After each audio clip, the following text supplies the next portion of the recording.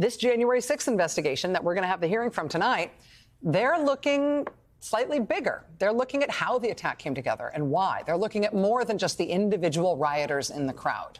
Well, tonight, it remains an open question as to what the U.S. Justice Department may or may not do with what the investigation turns up, with evidence of crimes at that level, at that larger level, that may be turned up by the investigation, that may be potentially shown to the public in hearings like the one we are about to see tonight. Is the Department of Justice part of the crucial audience for tonight's hearing? What is the relationship between this hearing we are about to see and potential criminal charges for those who orchestrated the effort to overthrow the government? Joining us now to help get some clarity on this are Claire McCaskill, former senator from the great state of Missouri, and Ari Melber, the host of The Beat here on MSNBC. You two are my favorite law firm. Thank you both for being here tonight. Claire, let me ask you first. Do you think that is the right way to frame it, the right way to look at it in terms of these parallel things? I think it is. I think too many people have looked at the people that have been blamed so far and think that's the story. And just because there were, quote unquote, ordinary folks that came to protest and got carried away in the moment and committed criminal acts, that doesn't mean there wasn't a criminal conspiracy to make it all happen. Mm-hmm. And really what this committee has done is drill down on the days and weeks before. I mean, remember, we've had a judge, a federal judge, say a conspiracy began in December to put this together to try to overturn the American government, to basically defy the Constitution in a free, and fair election by taking the Constitution and twisting it and making fraud and all of the things that may be laid out over the next week and a half that they have determined that the president and the people around him were involved with. Yeah, it's the claim that this was some sort of normal protest, some sort of random pro-Trump rally that accidentally burped out a riot is such a bizarre claim to me. I mean, we always certify the elections on January 6th. We've never had a January 6th demonstration in Washington before. Right. Somebody came up with the idea that while the election was being certified, there should be a gigantic demonstration, and President Trump told them to go to the Capitol where the certification was happening at that moment. It wasn't an accident that these things came together. To your exact point, that's why the evidence is so key, Rachel. Riots don't usually have stack formations. Riots don't usually have weapons that were carried in advance. Riots don't usually have floor plans and blueprints to go find people before they might be whisked to safety, which some of them, of course, were. And so I think tonight's hearing in its evidentiary magnitude is about more than what happened. It's about why it was so prepared and who called the play. Yeah. In terms of accountability here, I think that we're all wired to think about accountability, as somebody in handcuffs, as criminal charges.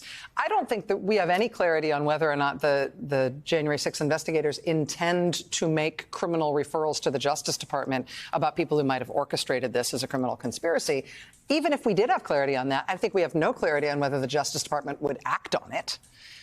Are they an audience for evidence being presented to the public tonight? Is the Justice Department, the upper echelons of the Justice Department, are they effectively the most important recipients of this information that's going to be laid out tonight? Because they'll make their own independent decision. Yeah, I will tell you this. They're watching. And this is very unusual for the Justice Department to have this kind of pressure. I mean, keep in mind, most federal investigations are done very quietly, behind closed doors. Grand juries meet. There's leaks sometimes, but typically you don't really know what's going on until someone's indicted. Now, this is really playing out in the most public way possible. It puts tremendous pressure on them. I'm sure that they're not enjoying it. Yeah. I'll just tell you that. I mean, it's pressure they've withstood. Liz Cheney started reading from the criminal code in January. Yeah, we know exactly what crimes Liz Cheney thinks Donald Trump committed because she read from them at a Rules Committee meeting 5 months ago. Yeah. And I think we also have all sat here and covered what Donald Trump and his inner circle looks like when they're under criminal investigation. They squeal like stuck pigs. So we know that's not happening. I mean, it's more than pressure. It's a total difference in how they view Donald Trump's conduct on that day. But meanwhile, since it happened, remember in the immediate aftermath of the attack, The Justice Department, right at the beginning, was briefing all the time on what was happening in terms of the investigation and in terms of what they were looking at and how many resources they were devoting to it. And they, right from the very beginning, were talking about sedition and seditious conspiracy and a criminal effort to overthrow the U.S. government, and charges would be brought up to and including that if need be. We've now seen those charges brought. It's still mind-blowing that we're talking about seditious conspiracy charges. It just feels like something that you would only read in a history book. You never expected in your lifetime. But we've got these two pro-Trump paramilitary groups, both charged with conspiracy, with seditious conspiracy in January and now again this week. That puts an even sort of starker cast around that shadow. And by the way, one of the things that we're going to see in this hearing tonight is video that we've seen some of it. We've played it all on our shows of Stewart Rhodes and Enrique Tarrio, who are their leaders, respectively, of the Oath Keepers and the Proud Boys, meeting together. There was no audio on that, but we don't know if there are witnesses to the sound. The gentleman who took that video, he was a documentarian, has that. So we know that they were communing the day before. And so I'd love to hear a little bit more about this sort of seditious conspiracy situation, right? Because why this isn't is that a trial. meeting important? Why the idea that these groups would be meeting together and coordinating ahead of the event, why does that matter? Well, as you're both emphasizing, we're talking about the violent overthrow of the United States government. If it were a movie, it just sounds very dramatic, but it's literally what they're charged with. And the question for this committee, and it's going to take more than tonight, but I think it will begin tonight, is how does that plan, which is premeditated and is overtly and directly overthrowing the government, how is that supported tacitly or directly by people in the White House?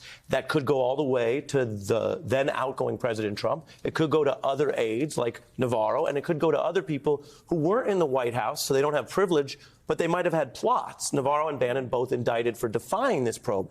The question about the sedition is, where was it going to land? Could they have made enough noise and had enough of a physical presence in the Congress that night that you would have woken up on the 7th without it being certified? Right. And now you're 2 weeks outside of the transition. And now you have the military and others wondering, is the Supreme Court going to resolve this? Who's the lawful president? The more that looked like an actual plan to wake up the next day, if there's knowledge of that inside the White House, then you're talking about potential charges of people inside the White House. And the question I have, too, for as a legal matter, you have Donald Trump speaking at about noon. Within an hour, the Capitol is being breached. People are in the Capitol. He's already said, we're going to go to the Capitol. They're stealing your rights. You have members of Congress who, we have heard allegations, walked people through the Capitol so that people knew where things were. And then there's just the fact that, not that American civics is not taught well in school, but most people had no connection of January 6th being anything important. Donald Trump made it important. He's the one who said you need to come here on this date. He repeatedly, from December 19th on, tweeted, we're going to have big rallies here. You need to come. It's going to be wild. He directs people there. And then you have members of Congress who seem to know it, too. And then you have this, the Green Bay sweep or whatever they're calling it, this very formal plan. I don't know how all of those things could be separately happening and not be, number one, a conspiracy? And can it be a conspiracy without it being criminal? Can it be people collected all had the same idea, but they did all of that and they didn't commit a crime? I feel like you're getting existential on the way into the hearing. We got to go meta here with this. I think that the answer in plain English is people can show up somewhere and have a similar goal and not be chargeable because it is so disparate, right? They're on message boards and they all show up. But as you just pointed out, Joy, if people in the government, in the outgoing government, in the executive and legislative branch are in on that, are trying to disrupt the proceedings, as Rachel was pointing out earlier, to do it in a way where on the 6th, the stuff isn't counted, the stuff goes missing. There is a siege of that area. And the question constitutionally is there is still this requirement that you certify and move forward. It is this last step. We haven't ever seen it put under the threat of physical violence like this. But yes, that's the question of it's chargeable. And I don't think it'll be answered tonight, but we are all going to be watching legislatively and legally. Does this committee try to lead Congress to use its powers to make a criminal referral of one or more people or not? Or do they just lay out such compelling evidence of a crime that the Justice Department feels they must charge? And the reason Liz Cheney is so focused on what Donald Trump did not do is because if I'm arguing this case to a jury That is such an inference that I want to argue.